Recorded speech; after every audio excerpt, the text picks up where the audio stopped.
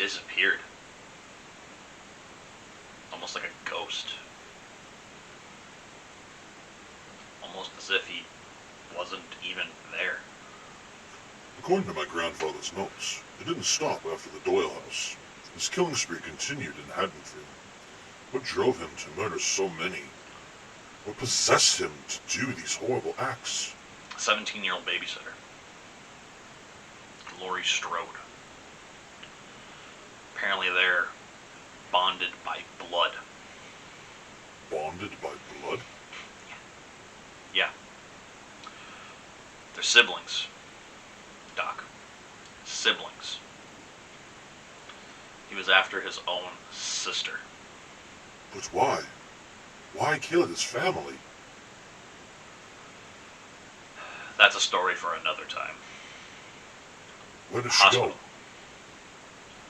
Haddonfield Memorial. Where more stuff happened than anybody could ever imagine.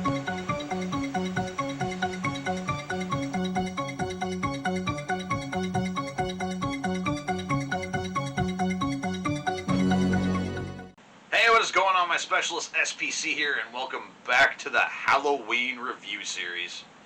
So guys, we are in the second installment of the franchise, that of course being the 1981 Halloween 2, directed by Rick Rosenthal. So I'm going to give you a little bit of a story with this film, and you're going to hear me say this at least one more time in this review series, and I know some of you guys are going to look at me a little odd with the next one when I talk about this. So, for the longest time, I have to be honest, this was my favorite Halloween film out of them all. At the time when I was first watching these, I thought this was miles better than the first one. Until, of course, obviously I've gotten older and I've come to absolutely love the original Halloween. But I just liked how much more ramped up it was. For whatever reason, and again, we'll get into it when we start talking about the film, I liked Myers a lot more in this. I liked the setting a little bit more. To me, this was just an overall better film. But I have to be honest with you guys, and you're going to hear me probably say this throughout this entire review series.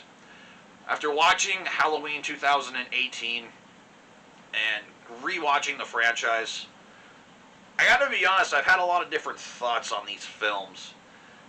And this is the one that easily got it the worst, because to me, this film is nowhere near as good as I thought it was. It's still a solid Halloween film, but it has fallen from the high graces I've had it at for many, many years.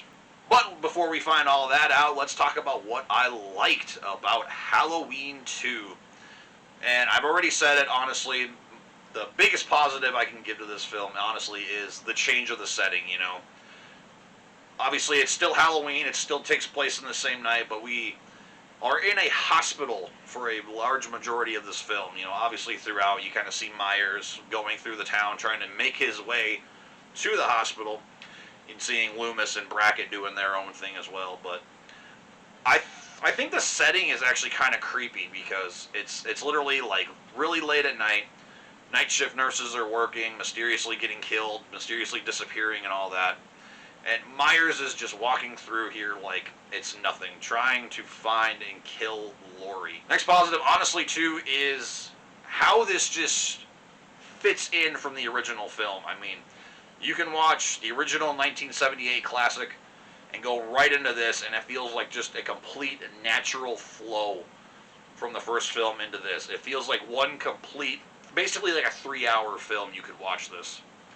I know for a lot of people, this is a more canon version for them.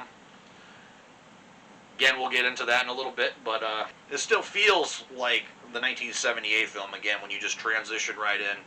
The way Rick Rosenthal directs it, it literally feels like John Carpenter is still behind the camera, and he is still continuing more of the night that he came home. Weirdly enough, even though she's not really a huge part of the film, which I guess this is more of a mixed for me right now, is I think Jamie Lee Curtis's acting is a little bit better in this film. Not by very much, because she is still great in the first film. But to me, it feels a little more natural for me, I guess we can say.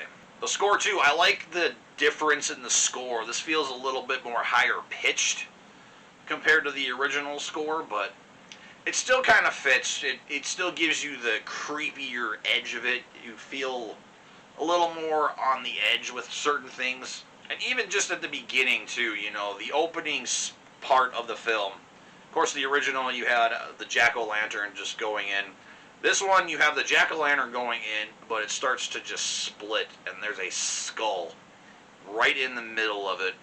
And to me, it just definitely gives you the darker tone that this is going to be a lot more gruesome, a lot more darker compared to the original film. Next biggest thing are, honestly, again, like I kind of just worded it, the kills are a lot more gruesome in this film.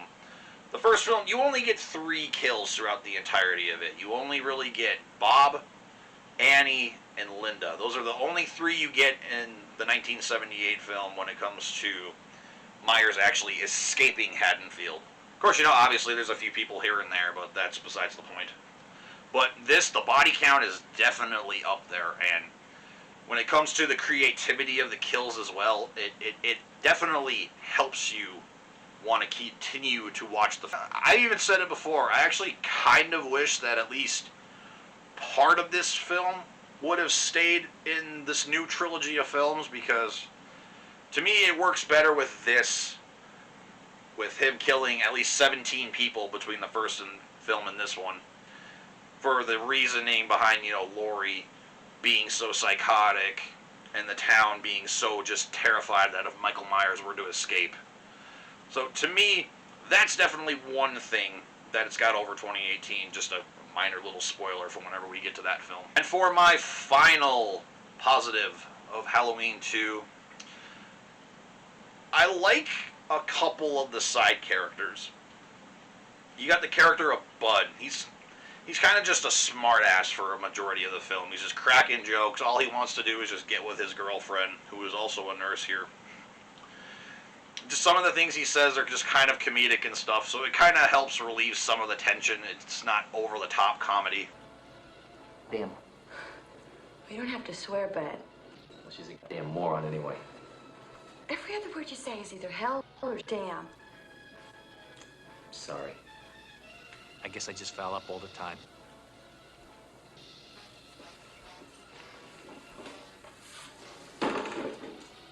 Even Jimmy, too. I actually really like his character. It's kind of sad you don't get a whole lot from him, but the sequences you get with him and Laurie, they're kind of really nice and heartwarming. So, again, relieves some of the tension, kind of shows you that even though she's been through this traumatic night so far, that there's a little bit of a light at the end of the tunnel.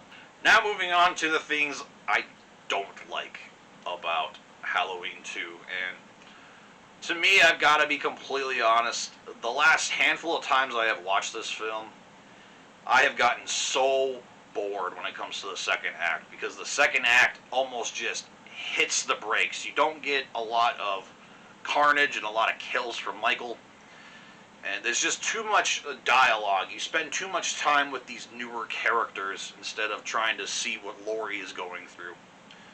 So, to me, it's just, the pacing is just not good.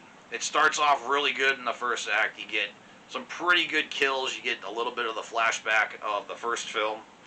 You get some great sequences with Brackett and Loomis throughout the night, showing how scared Loomis actually is. But once you actually get to the hospital, it takes a little while to actually start getting the ball rolling again. Honestly, too, I gotta say the actual, ending of the film kind of has bothered me, because as the older I've gotten, you notice that after Loomis lights the lighter and the explosion happens, all of a sudden Michael still is coming out, but you can just clearly see that it's a guy in a flame suit. So it's too distracting, and honestly, just when you lead into other films in the franchise, it just seems kind of weird how Michael gets shot in both of his eyes and literally burned to death, and he's still alive in later films. I know it's kind of weird because I'm somebody who absolutely loves this franchise, loves Michael Myers, but it's just kind of like the logic part of it.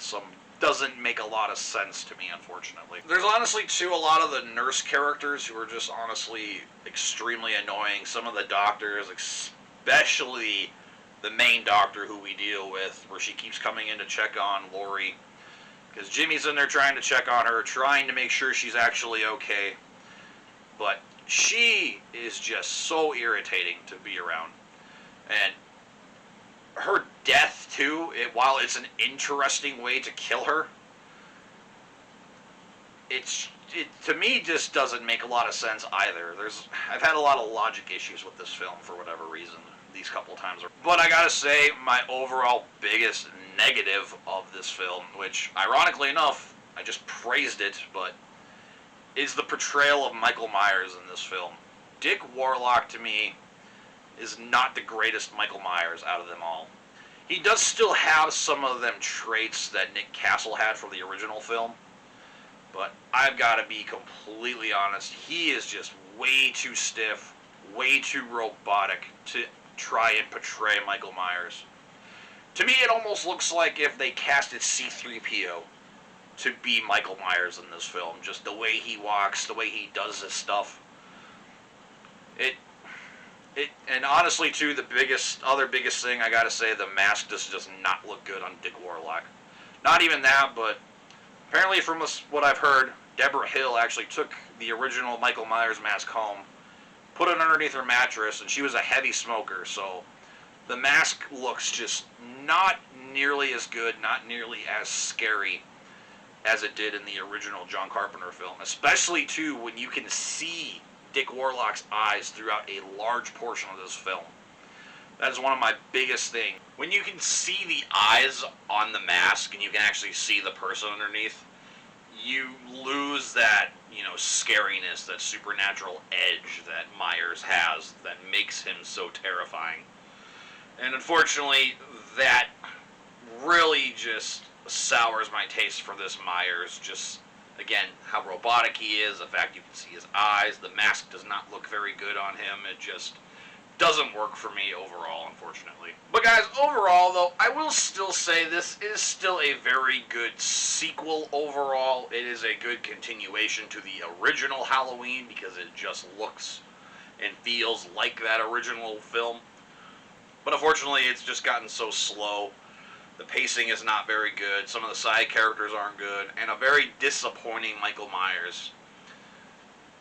Overall, I have to give Halloween 2 a 3 out of 5. You guys, that is going to do it for this video. I hope you guys enjoyed. Make sure you guys go down below in the comment section. Let me know your guys' thoughts on Halloween 2. And make sure you guys stay tuned for the remainder of the Halloween review series. So, with that being said, make sure you hit that like button, subscribe if you haven't already, and we'll see you in the next one.